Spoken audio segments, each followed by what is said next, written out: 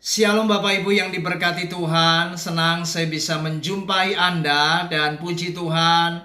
Mari kita akan kembali bersama-sama merenungkan firman Tuhan.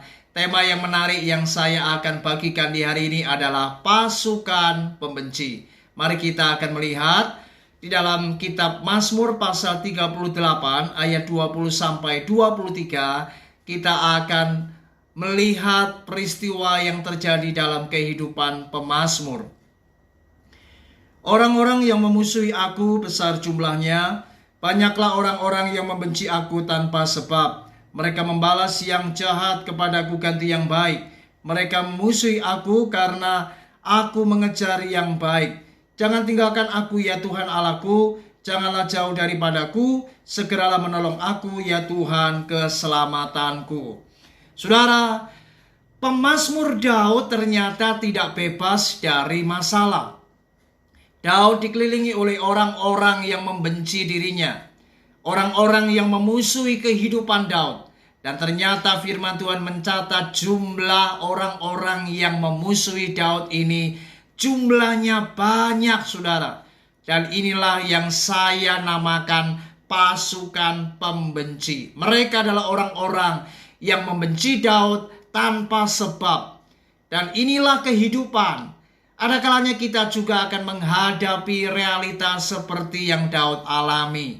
Dan ini tidak hanya terjadi di dunia sekuler, saudara, tetapi di dunia gereja, di dunia pelayanan. Ini benar-benar sangat ironis. Saudara, orang-orang yang membenci kehidupan kita, biasanya mereka akan berjumpa dengan orang-orang yang juga tidak suka dengan kita. Kemudian mereka membentuk sebuah kelompok dan mereka kemudian berusaha untuk mempengaruhi orang-orang di sekitarnya supaya mereka juga ikut membenci dan memusuhi hidup kita. Dan memang ini benar-benar nyata. Padahal orang-orang yang ada di kelompok itu belum tentu mereka itu sepaham. Tetapi mereka punya satu tujuan, yaitu mereka akan menjatuhkan kehidupan kita.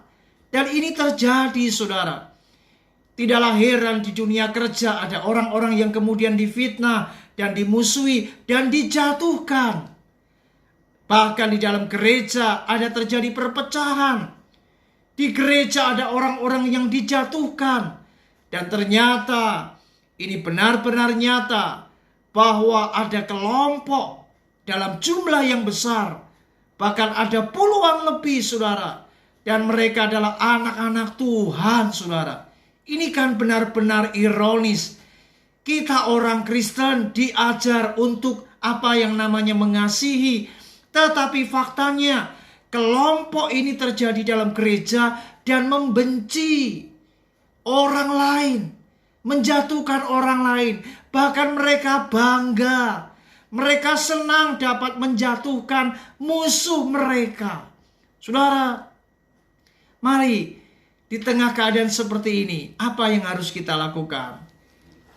Jika kita menghadapi orang-orang yang saya katakan pasukan pembenci, mari ingat baik-baik. Jangan memusuhi musuhmu. Jangan membalas kejahatan dengan kejahatan. Firman Tuhan mengajar kita, doakanlah musuh kita, kasihilah musuh kita, berkatilah mereka yang menganiaya hidup kita. Percayalah sebagaimana pemazmur ketika menghadapi fakta di mana ada orang-orang yang membenci hidupnya. Dia berkata, jangan tinggalkan aku ya Tuhan Allahku. Janganlah jauh daripadaku. Segeralah menolong aku ya Tuhan keselamatanku. Pemazmur hanya berharap kepada Tuhan yang menjadi sandaran hidupnya. Dia percaya Tuhan pasti akan menolong dan membela hidupnya. Mazmur pasal yang ke-44 ayat yang ke-8 dikatakan, tetapi engkaulah yang memberi kami kemenangan terhadap para lawan kami, dan orang-orang yang membenci kami kau beri malu. Saudara, inilah kehidupan pemazmur yang tidak lepas dari persoalan dari orang-orang yang membenci hidupnya, tetapi mereka yakin Tuhan pasti akan membuat para musuh mereka malu, dan Tuhan membela hidup anak-anak Tuhan, membela orang yang benar. Saudara, hari ini jangan takut kalau hidup kita baik, hidup kita benar. Dan ketika kita dimusuhi, bayangkan ada pasukan pembenci, ada kelompok orang yang sedemikian banyak membenci satu orang. Dan ini saya katakan berarti hidupmu adalah luar biasa. Kalau satu orang sampai dibenci banyak orang, berarti hidup Anda itu hebat, hidup Anda luar biasa. Saudara, bukankah Daniel di negeri Babel dimusuhi banyak orang? Anda lihat Daniel selalu mendapatkan pembelaan dari Tuhan. Ketika para musuhnya membenci akan Daniel, memusuhi Daniel, berarti Daniel itu orang yang excellent. Dia orang yang hebat. Jadi kalau hari ini Anda benar, Anda hidup baik, Anda dimusuhi orang banyak, jangan takut. Berarti Anda adalah orang yang hebat. Anda orang yang luar biasa. Percayalah, Tuhan tetap ada di pihak kita, menyertai kita dan membela kita. Puji Tuhan, tetap semangat, tetap jaga hati kita. Puji Tuhan, Shalom.